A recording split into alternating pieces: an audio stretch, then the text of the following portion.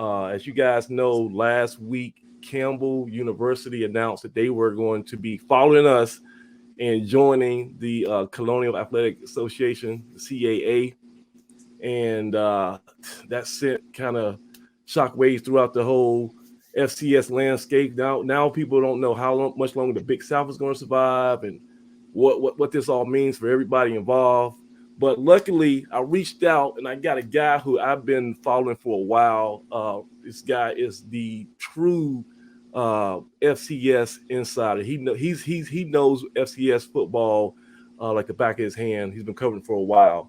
Let's bring on our first guest tonight, the senior FCS analyst for HEREO Sports, Mr. Sam Herder. Sam. Can you hear us pretty good? Hey, what's up? Yeah, I got you guys. What's going on? Man, it is a pleasure. I am a fanboy. I've been following your Twitter account for years, man. I'm not gonna sit here and lie. I get a lot of my information from the stuff that you do, your reporting.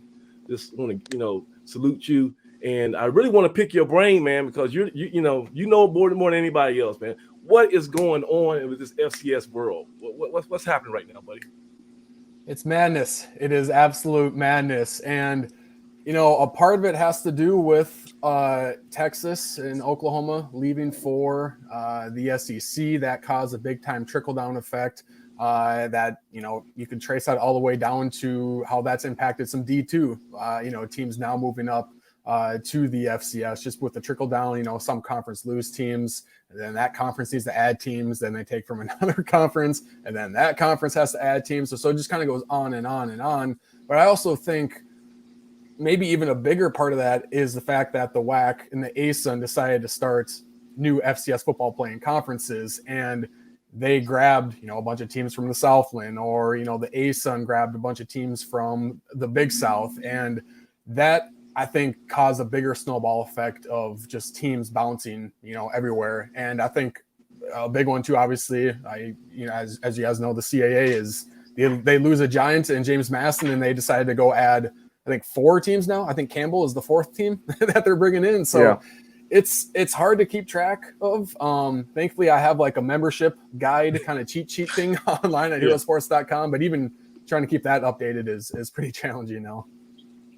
Well, people might not know, but HEREO Sports, I consider it the one-stop shop for FCS football news. You guys cover all the conferences. You track all the players. You have different rankings. It's really cool. You even do what I like is the portal tracker. So you know who's leaving from FCS to FCS to FBS to FCS down for you cover everything front and backwards. First of all, how did you get started with HEREO Sports, and why was that the avenue that you want to pursue? Why FCS football? Yeah, so I did go to North Dakota State from 2011 to 2015, and so I covered the first 4 national championships during NDSU's run that they're still currently on, and so that obviously gave me my introduction to the FCS level, and I decided it was a great brand of football. I was a journalism major at North Dakota State, and a lot of young journalists, obviously their dream is to cover the NFL or to cover Alabama or Ohio State. And, for a while I was like, hopefully I can get there, 20 years down the road. But, out of college, I worked at some magazines, I worked at some newspapers. HEREO Sports started to cover the FCS. I reached out to them, see if I could start doing some freelancing for the Missouri Valley Football Conference while my full-time gig was working for a newspaper at that time. And then after a couple of years of doing that, they brought me on full-time to cover the FCS. That was back in 2018, I believe, and I've been doing it since. And it's a level that I hope to cover for a long, long time, just because I think it's undercovered. You have thousands of people covering Power 5 and the FBS, and there's not as much coverage with the FCS. And FCS is still great football, sends a bunch of people to the NFL every year, whether it's the NFL draft or undrafted free agents. And so I think it's just a really fun level to cover. And hopefully, who knows what the Division I football landscape looks like in the future. But I think there's always going to be a spot for FCS teams, and hopefully I'm able to cover that for a while. And so me and Craig were just talking before the show, and we talked about the trickle-down effect. The big boys are taking everything and giving us the crumbs, right? So what do you forecast, next 5 years, I guess, for FCS football? Will we be, still doing playoffs? I know some people asked about maybe is a postseason bowl system lucrative? Is that so? I know you've done a lot of, talking to folks behind the scenes. What do you see coming down the pike as far as the next 5 years? Yeah, I think truthfully, no one knows quite yet. But the speculation is that it seems like the Power 5 split off is going to happen at some points. I know realignment has kind of slowed down, especially seemed like after USC and UCLA, that announcement kind of came out of nowhere, that bombshell that they were leaving for the Big Ten. And then there was rumors that the Big Ten wasn't done. They were going to grab 4 other Pac-12 teams. Then the Big 12 was going to add the other 4 Pac-12 teams. And all of a sudden we're going to have 3 20-team conferences. Everyone was kind of convinced that was going to happen. Well, that's kind of slowed down now. The Big Ten is done adding for now. And so maybe that Power 5 split off, maybe that's not a sure thing anymore. But I do still think with the TV deals that are coming, like $100 million a year per school for some of these conferences, like at some point, this is not college football anymore for the Big Ten and the SEC, and the players are going to want to get a cut of that. And how's that going to work? And is Congress going to get involved? So I think, who knows? At some point, I think there's going to be kind of that Power 5 level, and then the rest of the FBS possibly merges with the top of the FCS that have, the budget and the resources in place. And then then there'll maybe be a third subdivision, the remaining teams in the FCS. I think we might get more clarity once the transformation committee, once we kind of know what they're going to do. Because I believe right now, like the previous weeks, they were kind of working on the transfer portal and NIL and stuff like that. I believe like this week and next week, they're talking about automatic bids in the postseason. And they're also talking about what does it mean to be Division I? And they might have some parameters that, okay, you need these facilities to be Division I. You need this level of a stadium. You need X number of sports. You need X number of, sports trainers and support staff. And all of a sudden, if they put those parameters up, I don't know if there's going to be a grandfathered in thing for FCS teams, or there might be some FCS teams say, hey, we can't afford to fit that Division I parameters. We're going to either have to drop football or drop down to Division II. And so there's a lot of ways this can go. But your question is, what does FCS football look like in 5 years? It could look the same. It could also look drastically different. I think it'll look different somehow, some way. I don't think it'll look exactly like it does now, but I think right now everyone's kind of guessing on what it will look like, what Division I football as a whole will look like. Okay, so I heard what you said, and Craig and Doug, you guys chime in here. My interpretation, what he just said, is that we are totally powerless, and we just got to sit back, shut up, and just wait. And I hate that. I hate the fact that you got other entities controlling your fate, And that's something that, I mean, those are the exact same words that the Big Sky commissioner told us a couple of weeks ago at the Big Sky Media Days, Tom Wistersill. He basically said, even us conference commissioners at the FCS level, there's nothing really we can do. Like, they're working on ways like how can they enhance the FCS brand, how they can get more coverage, how can they improve the playoffs. They're all working toward that. But as far as what Division I football looks like, they were kind of just sitting there waiting. Like, what happens at the Power 5 level? That'll trickle down to Group of 5, and then maybe that trickles down to the FCS. And so it's not just us fans of the FCS, it's the commissioners too, saying we don't really know what's going to happen, and we just kind of have to sit and wait and try to get ahead of it. But it's hard to get ahead of something if you don't know what that is going to look like. And Craig, you talked to Earl, our athletic director, a couple weeks ago. He came to the AAF meeting. And our athletic director, to his credit, he was trying to be in front of this, right? And he decided to take the invite from the Colonial Conference, I guess, to better position us for all these changes, right? So I got to give, I had some criticism on some things, the way it was kind of communicated to the populace, but you got to admit, I do believe that we are at the most advantageous position we could possibly be at right now, because the Big South looks like it's about to collapse. Do you see the same thing, Sam?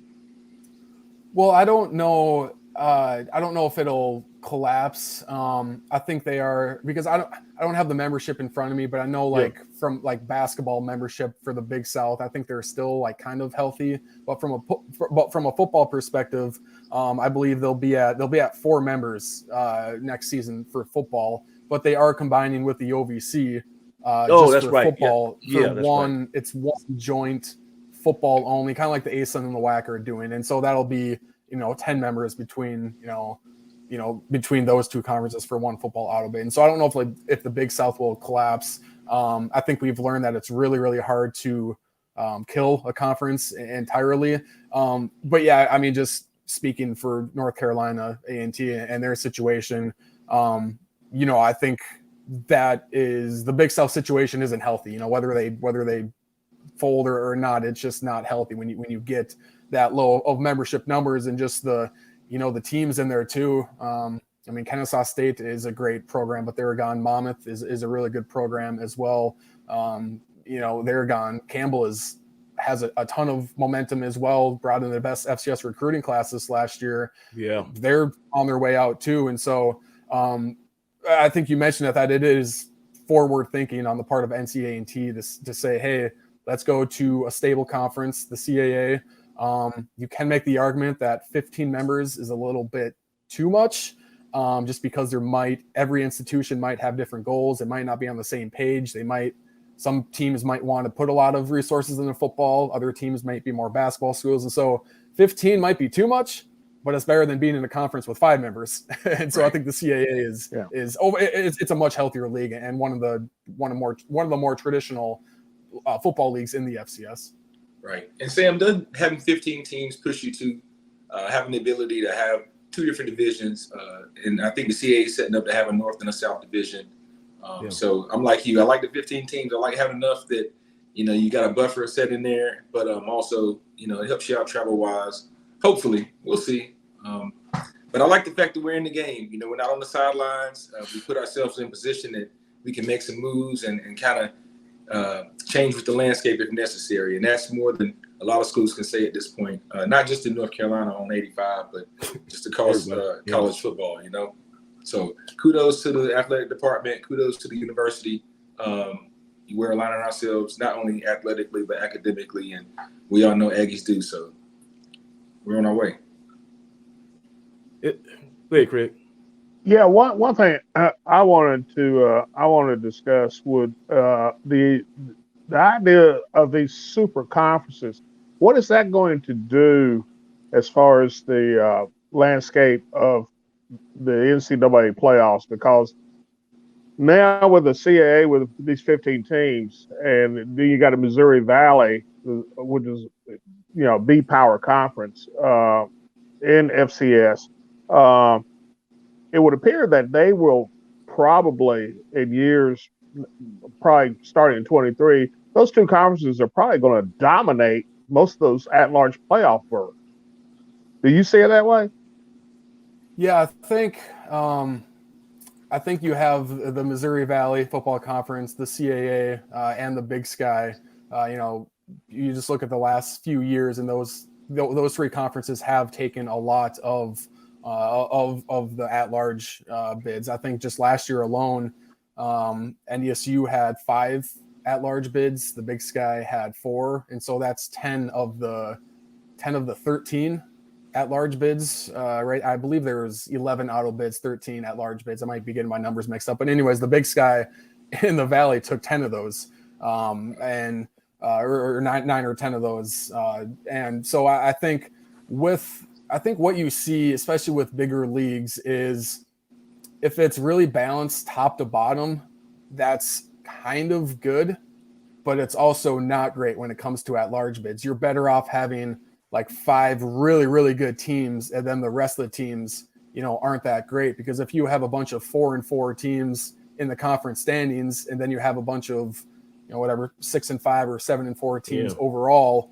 it's hard to get those at-large bids. But if it's more of a top-heavy conference, and you have, let's say the CAA next year has but maybe they have 3 7-1/6-2 teams, it's going to be hard to leave all of those teams out of the FCS playoffs, just because once you hit 7 Division I wins in a conference like the CAA, that gets you on the bubble. That gets you pretty close to get into the playoffs. If you hit 8 Division I wins and you're out of a respectable conference like the CAA, there's a good chance you're going to get in, compared to, I'm pretty sure it was in 2018, Monmouth went 9-2 overall, but they didn't play anyone and they got left out of the playoffs. Wow.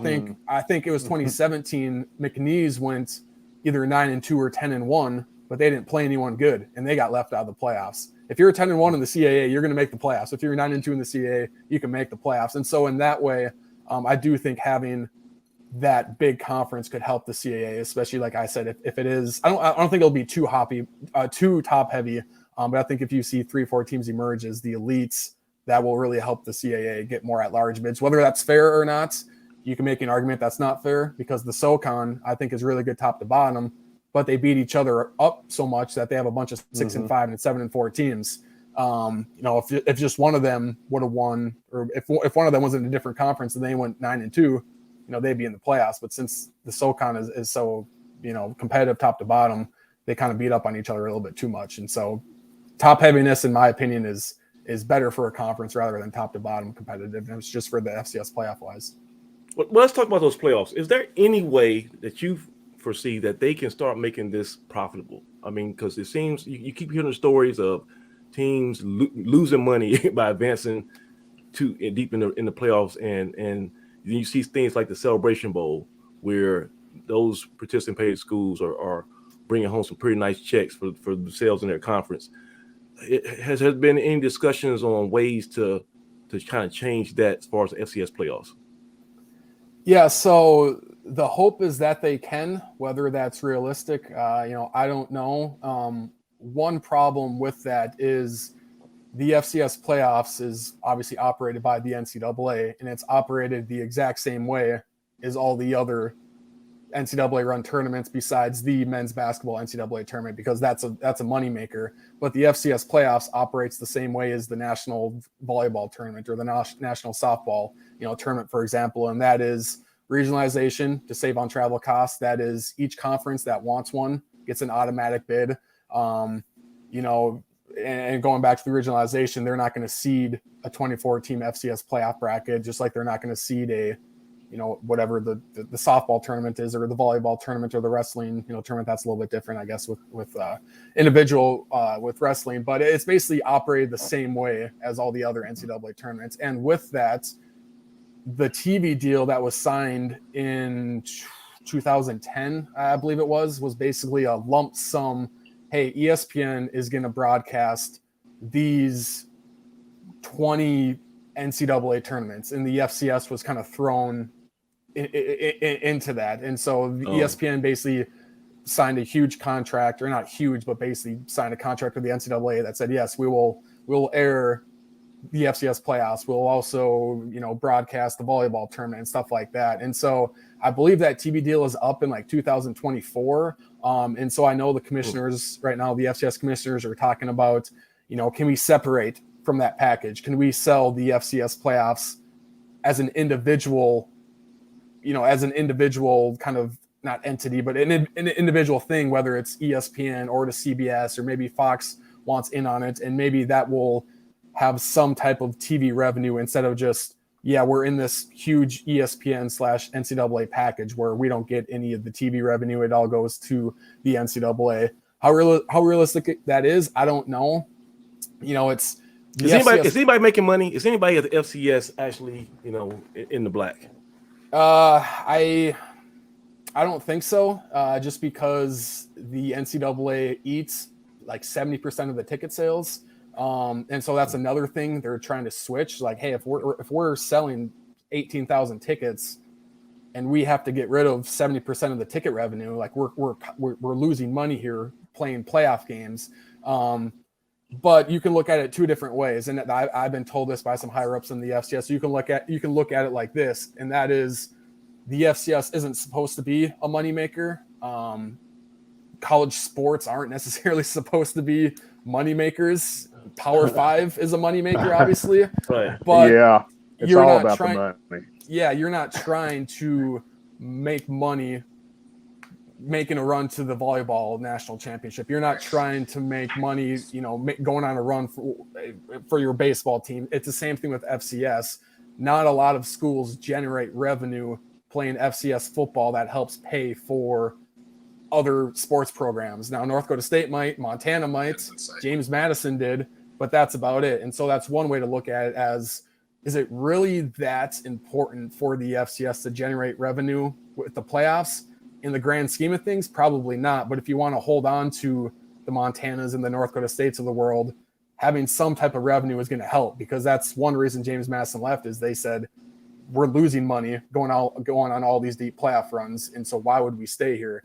I've also heard this, and that's the former Montana AD told me, he said, well, maybe like our books showed that we lost money hosting 3 playoff games back when Montana was really, really good. But you look at the economy side of things, and when you're bringing in and you're hosting 20,000 fans 3 times a year in December for 3 extra home games, that money is, funneling into the community. And in return, we're getting that from the local businesses. We're getting that from the local car dealership, the local restaurant, the local bar, because they're saying, hey, we want you to be good. We're going to give you money because it takes money to be good in football, as we know. We like the fact that you're hosting 2 or 3 playoff games every December, because there's 10,000 people, coming to town, and there's 3,000 people coming to our restaurants. Now, that's not the case with every team. Villanova, that doesn't happen at Villanova. They don't draw really well for the FCS playoffs, but North Dakota State, Montana, I'm sure North Carolina A&T, if they ever hosted a playoff game, they would draw really well. And so the athletic department themselves might not be bringing in a ton of cash, but if you can, concessions, local restaurants and stuff like that, it still is an economy boost if you can draw. And so that was a very long-winded answer, but I don't know if there's like a perfect way to be like, how do we make money playing in the FCS playoffs? I don't know if it's that easy, or if it'll ever happen. Real quick, man, we got a pretty I'm talking about North Carolina A&T. We got a pretty hectic, formidable schedule this year. And one of those teams on our schedule is your alma mater, North Dakota State. What in the hell are we getting ourselves into, man? Give me a quick scouting report on those Bison, because everything I read looks like, man, this is bad news. So tell me about these Bison. I think it's, we'll see. I don't know. It'll be interesting to hear the post-game press conference with North Carolina A&T, because I don't necessarily think it'll be a close game. I don't think it's going to be slaughter, but I could see 35-10. Honestly, NDSU is just a different beast right now. They are a Power 5 team with group of 5 resources playing in the FCS, and it's just But one thing, but they only have 3 scholarships still, right? Yeah, but they offer cost of attendance and so resources. That's what he said. Resources, Power 5 resources. Yeah, and so they can. So they offer cost of attendance, which is I think $3,500 per player for all sports. They offer cost of attendance, which not a lot of FCS schools do. They can, even if this money isn't, the cost of attendance is going to the players, but even just, if they want a new locker room, they can snap their fingers and be like, hey, can we get X million dollars for a new locker room? And we know recruits like new locker rooms and stuff like that. Travel, uniforms, coaches' salaries, that's a big thing too. A lot of NDSU assistants, they have group of 5 FBS opportunities, but NDSU pays their coaches a lot of money because of the resources, and that lets them stay. So give me a ballpark. I think Sam Washington is making, what's the last time we saw? What almost, was it 300,000? About 300,000. Yeah. So what is North Dakota State's head coach making over here? Oh, it might be in that ballpark, honestly. It might be like 350,000 base, and then a lot of bonuses. Maybe there's like a media bonus. You win the national championship, that's a $25,000 bonus. But it's more about the assistant coaches. There might be some FCS assistant coaches making $40,000 a year, working 80 hours a week. And NDSU might be paying its quarterback's coach or its linebackers coach $70,000. I'm just making that number up. It's very competitive, and so they can hold on to good coaches, and if you can hold on to good coaches, that's how you establish a culture. They can recruit. Another thing too with the resources is we know recruits like shiny new things. NDSU right now is almost done with an indoor practice facility. It cost them $50 million, all privately raised. They didn't look to the school, the academic side for that money. They didn't look to the state. They didn't look to tax. Slow down. You said $50 million all privately raised. Yep. So they raised it all on their own through businesses, corporations, donors, fans. $50 million. That's unheard of in the FCS. I don't know how many FCS schools can put up a $50 million practice facility and not, have it come from the state or taxes or something like that. That's the type of beast we're talking about with North Dakota State.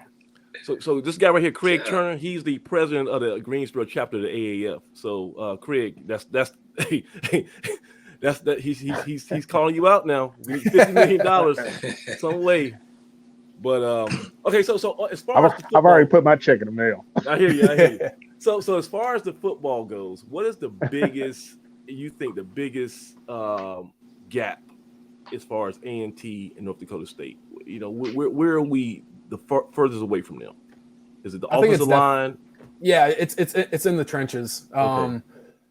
NDSU has great athletes, right? Christian Watson he's gone now. He's in the NFL, but he's like a 6'4", guy who runs a 4.3 40. Like they have, great athletes and all that. But it's in the trenches is where it's just a huge difference maker between them and everyone else in the FCS.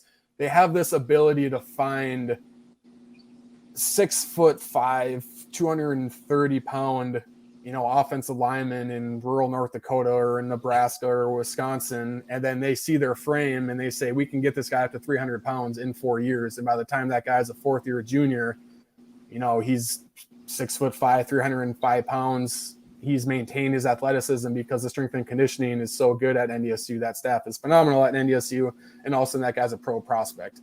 That's what NDSU is so good at is finding these guys on the offensive and defensive lines that just kind of pound you. I was at the 2016 game when North Dakota State beat Iowa, and Iowa was number 7 or 8 at the time. Obviously, Power 5 team. They pride themselves on their strength and conditioning. They pride themselves on being a black and blue program. I'm pretty sure that their strength and conditioning coach is the highest paid strength and conditioning coach out of all college strength and conditioning coaches. And when I was watching in the fourth quarter, NDSU's offense line was going this way, and they were pushing Iowa back that way. And I was watching, I'm going, what is going on here? This is a 63 scholarship team just bullying an 85 scholarship Power 5 team right now. And so it's just, like I said, NDSU has great athletes, but they're just in the trenches. They're just on a whole different level than basically any team in the FCS outside of maybe South Dakota State is the only team I've seen really go toe-to-toe with NDSU. All right, guys. So we got our work cut out for us. Sam, you've been super kind with your time tonight. I really appreciate you coming out here. Let's do this. If your schedule allows it, why don't you come back the same week we have North Dakota State? Because you traveled down to Fargo, I believe September the 10th or 11th? 10th, yeah. Maybe we get you back on the show. We talk a little bit more about that matchup. Maybe things can change. Maybe we find some answers in those trenches during this fall camp. But for everyone who wants to keep on listening to your insight and your wealth of knowledge, where can they follow you and how can they see your work? Yeah, appreciate that. My Twitter handle, I think it's below me right now, is at Sam Herder FCS, and then our website is herosports.com, where like you said, we try to cover all the conferences, all the top players, and kind of give we like to do like a broad view of the FCS. We don't do a ton of like in-depth 1,000 word stories on one particular team. We kind of like to have like a 50-foot approach of what's going on in the FCS nationally. And so if you're curious about what's going on in your conference or what's going on in the FCS, we have a very good staff at Hero Sports that obviously is very passionate about the FCS. And when you're passionate about something, it's easy to put in the work and try to do a good job with it. So Well, hey, I have no problem saying you guys are the best. I follow you guys religiously. I check out all your stuff. I get so much information from you. And I just want to give you a salute for being an old school journalist, man. You guys are still working the phones. You know, everybody today, they just want to take stuff and rewrite it and put their headline on it, their byline on it. But, you know, you guys are actually in the trenches, you know, no pun intended. And you guys are getting the stories and putting together the rankings. And you also a voter for the top 25, right? You have a vote for the polls, Yep. right? Yep, the official Stats Perform media poll. I have a vote in that. And that also comes with voting in the Walter Payton Award, Buck Buchanan Award, Oh, okay. Jerry Rice Award. So I vote on, those as well. I got a bone to pick with you though, because you didn't have our linebacker Jacob Roberts in your top 25. You had him as honorable mention, but he was not the top 25 returning FCS linebackers. But you know, everybody has an opinion, but I think kind of.